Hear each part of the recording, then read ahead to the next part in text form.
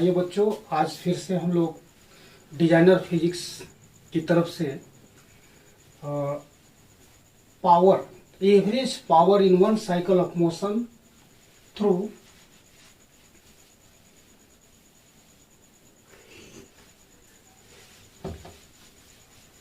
Capacitor, जिसमें हम लोग फाइंड करेंगे कि power consume in one cycle of motion. तो वन साइकिल ऑफ मोशन में पावर कंज्यूम कितना हो रहा है, इससे हम लोग फाइंड करते हैं। तो एवरेज पावर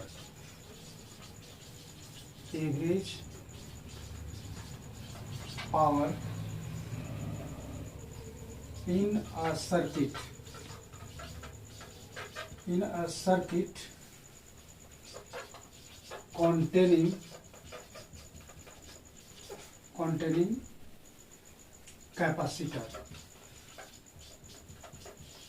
कैपेसिटर। क्योंकि एसी सर्किट तो होगा ही, और उस सर्किट में पावर लगा हो, ये कैपेसिटर लगा हुआ है।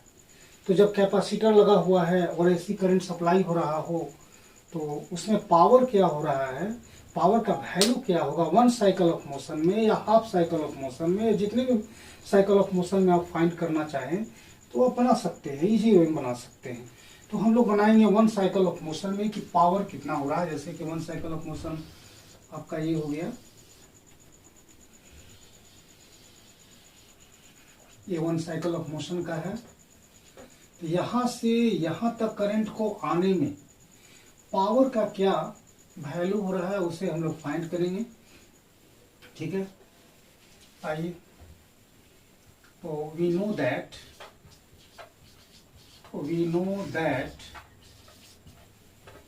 Equal to E naught sine omega t. एक इक्वेशन हो गया, instantaneous AC EMF and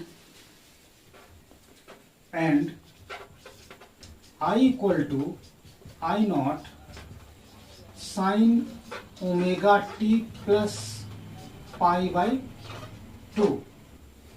equation number 2 मान लेते हैं।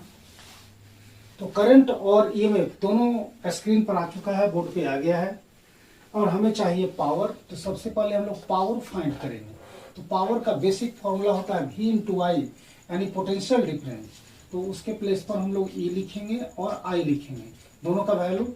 ई naught sine omega t into I naught sine omega t plus pi by 2। आप देख सकते हैं यहाँ पे omega t plus pi by 2, यानी 90 plus omega T, 90 plus theta. फिर से इसको कॉस में हम लोग कन्वर्ट कर लेते हैं। तो E naught I naught sine omega t into, इसको कन्वर्ट करेंगे तो फिर से ये कॉस में आ जाएगा, कॉस ओमेगा टी। ठीक है, और यहाँ पे हम लोग क्या करते हैं कि 2/2 से नोमिनेटर और डिनोमिनेटर में मल्टीप्लाई कर देते हैं।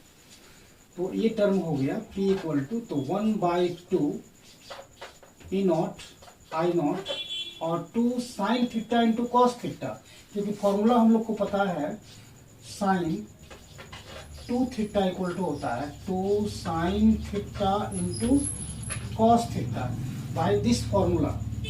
तो 2 sine theta into cos theta, तो यहाँ पे 2 sine theta cos theta equal to cos 2 theta हो जाए, साइन 2 थीटा होगा। यहाँ लिख सकते हैं साइन 2 थीटा, इस तरह से। तो ये तो पावर है, लेकिन हमें फाइंड करना है एवरेज पावर। ये एवरेज पावर क्या है? तो एवरेज पावर के लिए फॉर्मूला फिर से वही, एवरेज पावर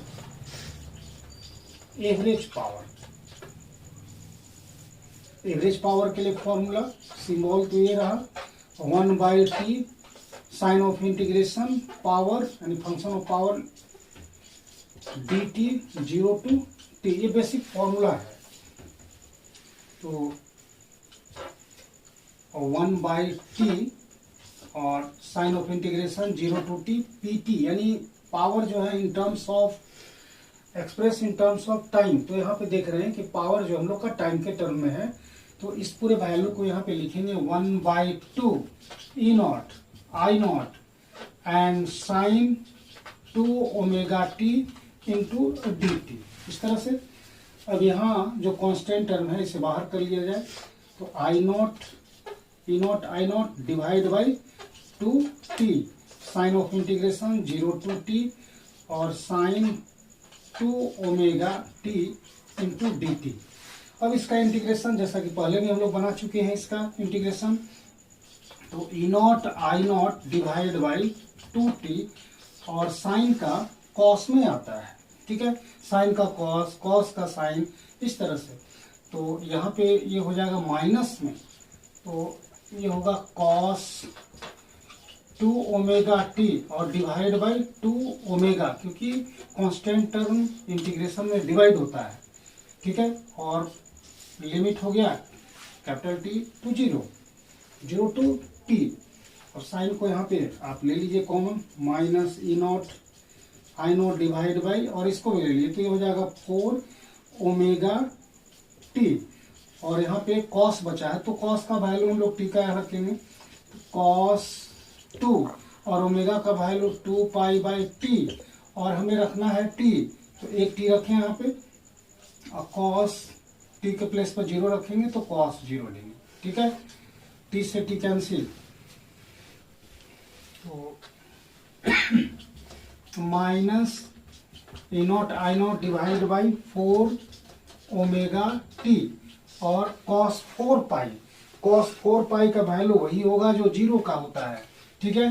तो ये हो जाएगा 1 और माइनस फिर यहाँ 1, तो टोटल टर्म हो गया 0। तो therefore average power in one cycle of motion will be zero in a circuit containing capacitor only through which AC current supply। तो जब कैपेसिटर अगर AC सर्किट में जुड़ा हुआ है और उसमें सोर्स ऑफ AC अप्लाइड है, कैपेसिटर लगा हुआ है, तो उसमें पावर 1 साइकिल ऑफ मोशन में 0 है, ठीक है। तो हमने क्या देखा कि इंडक्टर वाली सर्किट में और कैपेसिटर वाली सर्किट में दोनों में पावर 0 है। हाँ, रेसिस्टेंस में हम लोगों ने फाइंड किया है, जो पहले हम लोग एक वीडियो बना चुके हैं, उसमें दिखाया गया था कि उसमें 0 नहीं है, केवल आपका कैपेसिटर में है और इंडक्टर वाला सर्किट में। तो बेसिक हम लोग जो ऐसी सर्किट का है वो सर्किट हम लोग बेसिकली पढ़ लिए। अब इसके बाद जैसे कि एलसीआर बहुत ही इंपॉर्टेंट होता है। कोई ऐसा ही ईयर होगा जिसमें क्वेश्चन नहीं 12 बोर्ड में पूछा गया हो, या तो कभी डेरिवेशन कभी न्यूमेरिकल, एकदम पूछना होता है। तो इसलिए इसके बाद हम लोग का नेक्स्ट टॉपिक होगा एलसीआर सीरीज सर्किट। ऐसे छोटे छोटे सर्किट्स और भी हैं, सीआर सर्किट है, एलआर सर्किट है, तो उसकी डिस्कशन भी हम लोग करेंगे, ठीक है। और इस तरह से रीजनेंस है, शार्पनेंस है, तो हम लोग बनाते चलेंगे, ठीक है। Okay, thank you.